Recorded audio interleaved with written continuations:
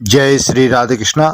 दोस्तों, बसंत पंचमी वाले दिन अपनी मनोकामना पूर्ति के लिए, पुत्र संतान प्राप्ति के लिए, जल्दी विवाह के लिए माता सरस्वती की पूजा करनी चाहिए।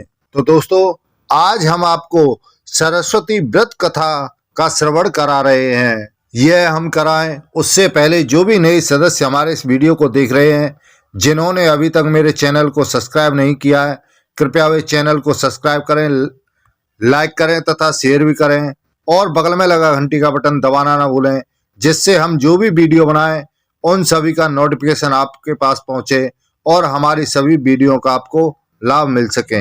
एक बार की बात है, सुकेता नाम का एक राजा रहता था। वह एक अच्छा इंसान और धर्म का अनुयायी था। उसने धर्म के नियमों के अनुसार राज्य पर शासन किया। राजा अपने राज्य के नागरिकों की बहुत अच्छी देखभाल करता था। उसकी सुवेदी नाम की एक बहुत ही सुंदर पत्नी थी। एक बार सुकेता के राज्य पर आक्रमण हुआ और सुकेता को अपने शत्रुओं से युद्ध करने को विवश होना पड़ा। दुश्मन मजबूत थे और सुकेता अपनी रक्षा करने में सक्षम नहीं था और अपनी जान बचाने के लिए युद्ध के मैदान से भाग गया। उसके साथ उसकी पत्नी भी भाग गई। वे दोनों अपनी जान बचाकर भाग गए और समय रहते एक जंगल में पहुंच गए। जब वे जंगल में पहुंचे तो वे थक चुके थे और भूखे भी थे।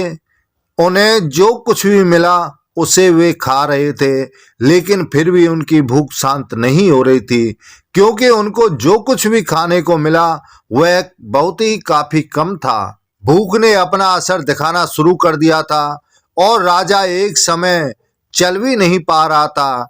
राजा नीचे गिर गया और रानी अपनी जान को राजा के लिए तकिए के रूप में बना करके उसे शांत करने की कोशिश कर रही थी। वह बहुत चिंतित थी और उसने भगवान से कुछ मदद की प्रार्थना की, जिससे उनको चिंताओं और दर्द से छुटकारा मिल सके। संयोग से ऋषि अंगिरस उस रास्ते से जा रहे थे और उन्होंने राजा और रानी को देखा। उन्होंने रानी से पूछा कि वह कौन है और वे जंगल में कैसे आए हैं। रानी ने ऋषि को अपनी कहानी सुनाई। ऋषि को पता चल गया कि वे राजा और रानी हैं।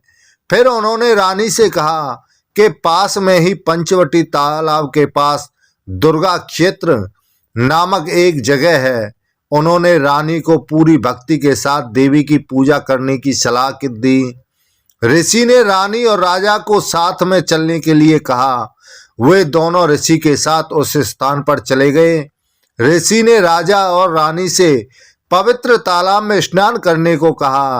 राजा और रानी स्नान करके लौटे। ऋषि ने उन्हें देवी दुर्गा और सरस्वती की पूजा करवाई। उन्होंने उनसे षोडशोपचार पूजा कराई और जो 16 विभिन्न प्रकार की पूजा या सेवा करके देवी को प्रसन्न करती हैं, वह पूजा 9 दिनों तक चली।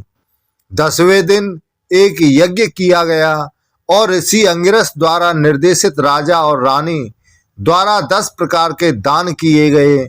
इस प्रकार उनका व्रत संपन्न हुआ। दंपति ऋषि अंगिरस के आश्रम में खुशी खुशी रहे। देवी की कृपा से उन्हें पुत्र की प्राप्ति हुई। लड़के का नाम सूर्य प्रताप रखा गया। बालक आश्रम में पला बड़ा और युद्ध सहित सभी प्रकार की शिक्षा प्राप्त की। वह बड़ा होकर एक महान तलवारबाज बना।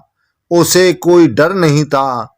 लड़का एक युवा योद्धा बना और अंगिरस ऋषि के आशीर्वाद से उन शत्रुओं पर हमला किया जो अब उसके पिता के राज्य पर शासन कर रहे थे।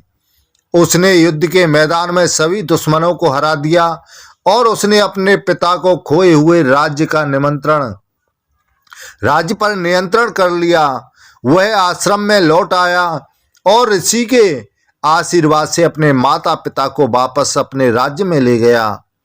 उस दिन से सुवेदी हर साल इस व्रत को करती थी और उनका परिवार हमेशा के लिए खुशी रहने लगा।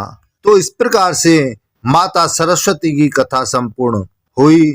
अब हम आपको दूसरी कथा के बारे में बता रहे हैं, वह आपको श्रवण करा रहे हैं। हिंदू धर्म शास्त्रों के अनुसार जब भगवान ब्रह्मा ने दुनिया की रचना की थी, तब इस धरती पर हर एक चीज मौजूद थी, फिर भी उन्हें कुछ कमी लग रही थी। इस कमी को दूर करने के लिए उन्होंने कमंडल से पानी निकाला और जमीन पर छिड़क दिया। पानी छिड़कते ही एक सुंदर कन्या की उत्पत्ति हुई। उस कन्या के 3 हाथों में बीड़ा, पुस्तक और माला मौजूद थी। वहीं चौथा हाथ वरदान देने की मुद्रा में था। जन्म लेने के बाद इस कन्या ने बीड़ा बजाई, जिसके वजह से हर एक चीज में स्वर आ गया। कहा जाता है कि इसी की वजह से इस कन्या का नाम सरस्वती रखा था। तब से लेकर के अब तक देवलोक और मृत्युलोक में मां सरस्वती जी की पूजा विधिवत तरीके से की जाती है। तो इसलिए पुत्र संतान प्राप्ति के लिए एवं स्त्री प्राप्ति के लिए, विवाह संबंधी प्राप्ति के लिए माता सरस्वती जी की पूजा अवश्य करें, जिसके करने से आपकी सभी मनोकामनाएं पूर्ण होंगी। तो दोस्तों, यह वीडियो आपको कैसा लगा? हमें उम्मीद है अच्छा लगा होगा। कृपया चैनल को सब्सक्राइब करना ना भूलें। इसी के साथ ही जय श्री राधे कृष्णा।